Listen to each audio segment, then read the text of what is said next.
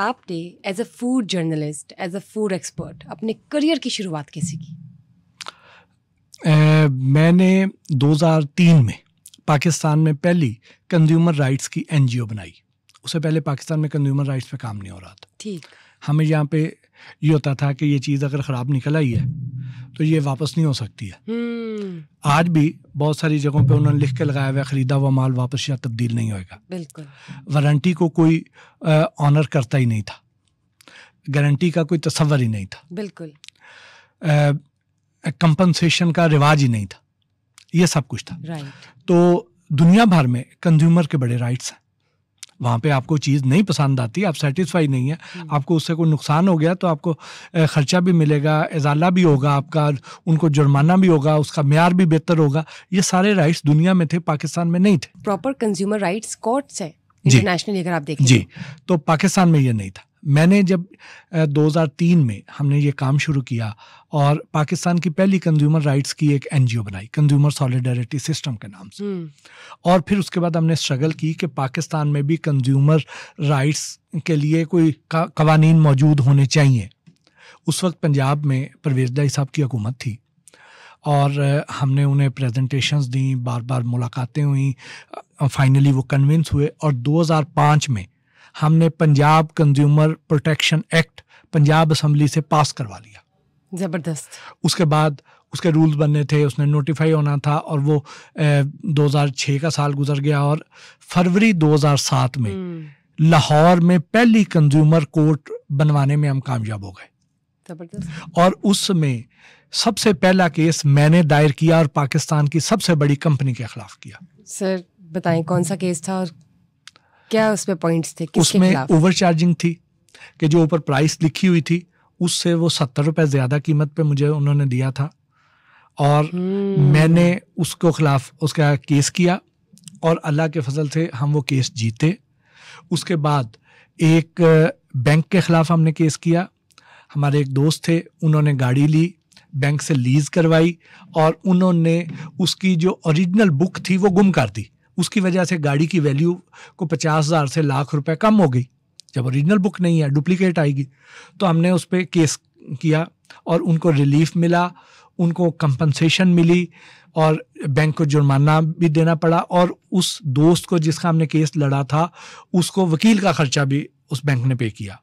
फिर इसी तरह ही एक पाकिस्तान की FMCG की एक बहुत बड़ी कंपनी और उनका एक बड़ा मशहूर शैम्पू, उस शैम्पू का जो ढकना था उसको उसके एजेस इतने शार्प थे कि एक डायबिटिक पेशेंट थी, खातून थी, उन्होंने वो ऐसे ढक्कन खोलने की कोशिश किया, उसको उनको कट लगा और वो हील अप नहीं हो रहा और उनको भी हमने कंज्यूमर कोर्ट से ना सिर्फ रिलीफ लेके दिया, उनको इलाज मुआवजे का खर्चा भी देना पड़ा, वकील का भी देना पड़ा, उस शैम्पू को अपनी बॉटल का डिज़ाइन चेंज करना पड़ा, अपना पैकिंग चेंज करनी पड़ी। फिर इसी तरह इस हद तक हमने ये करवाया। आप लोग माइन्यूट से माइन्यूट जो अगर कुछ ऐसी चीजें हैं वो आप कर सकते हैं क्लेम। जी, एक बड़ा ब्रांड पाकिस्तान का जो 100% खुश्की और सिकरी के खात्मे का दावा करता था, जो कि ह्यूमनली पॉसिबल ही नहीं है, हमने प्रूव किया और फिर उन्होंने उनको 50 मिलियन का फाइन भी हुआ। तो आपने प्रूव कैसे किया, टेस्टिंग कैसे की, किस तरह से आपने शैम्पूज को टेस्ट किया? देखिए वो बड़ा आसान है।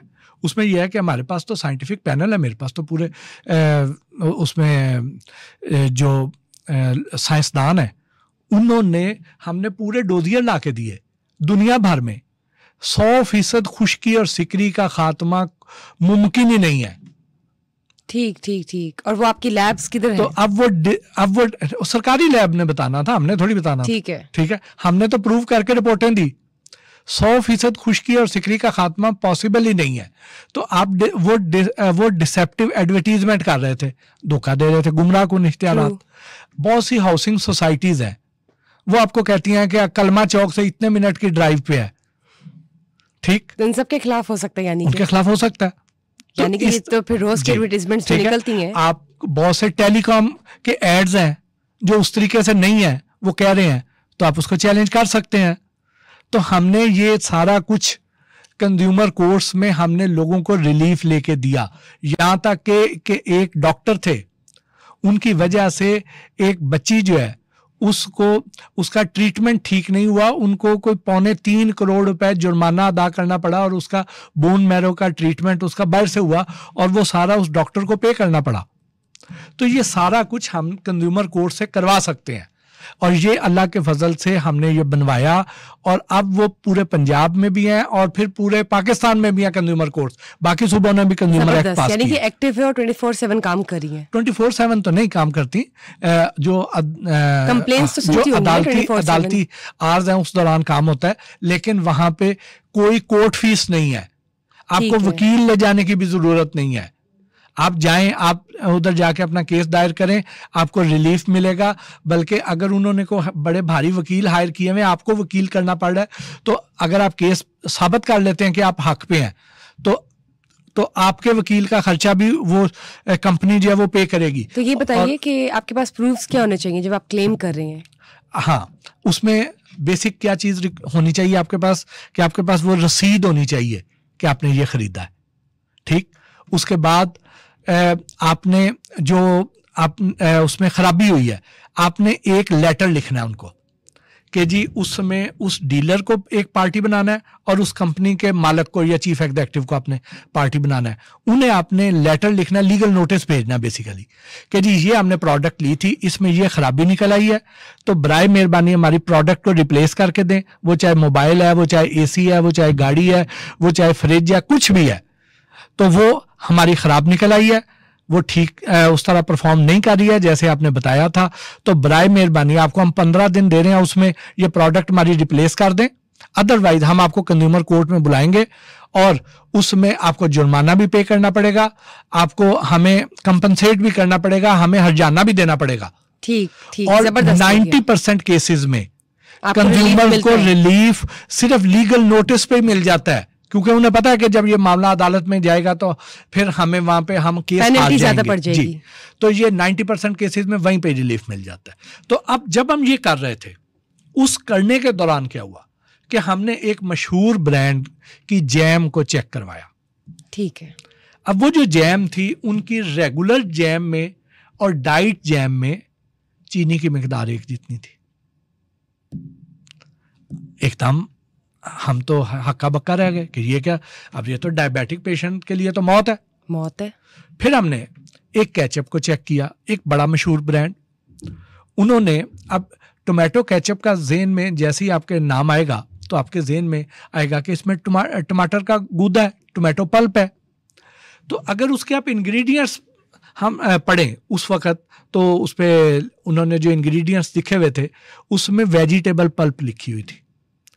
अब उन्होंने उसको कानूनी मुशगाफियों का फ़ायदा उठाते हुए उन्होंने ये किया कि टमाटर भी वेजिटेबल है और जो है ना गाजर भी वेजिटेबल है। उन्होंने टमाटर की जगह पे अंदर गाजर डाल दी, वहाँ से पकड़े गए।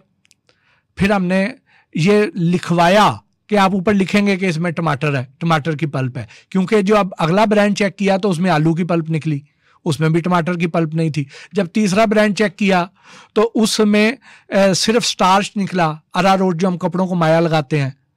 तो फिर हमने ये कवानीन बनवाए कि ये होना चाहिए। फिर अब ये ऊपर लिखते हैं और फिर हमने कहा कि जी आप खुद चेक कर सकते हैं कि इसके अंदर ये टमाटर का गूदा है या नहीं है। आप पायोडीन के चंद कतरे डालें अपनी केचप में, यानी कि हम घर बैठे टमाटर या टोमेटो केचप को चेक कर सकते हैं। किस तरह बताइए? आपके घर में जो केचप आ रही है, आपके घर में पायोडीन सोल्यूशन होगा, उसमें असल में तो आयोडीन सोल्यूशन होता है जो आप अपने जख्मों को जिसे साफ करते हैं, उसके चंद कतरे डालें उस केचप में। अगर तो उसका रंग तब्दील हो गया है तो इसका मतलब यह है कि उसमें कलर है, उसमें स्टार्च है, वो चाहे आलू की है, वो चाहे गाजर की है, वो चाहे अरारोट है। लेकिन अगर अरारोट या स्टार्च नहीं होएगी तो उसका रंग तब्दील नहीं होएगा। जैसे ही केचप डालते हैं उसका रंग तब्दील होके अगर वो ब्लैकिश टाइप होना शुरू हो जाए, बेसिकली वो गहरा जामनी सा रंग निकलता है, तो अगर तो वो रंग हो रहा है तो इसका मतलब यह है कि उसमें स्टार्च पाई गई है, उसमें टमाटर नहीं पाया गया। ठीक, तो ये आप आसानी चेक कर सकते हैं।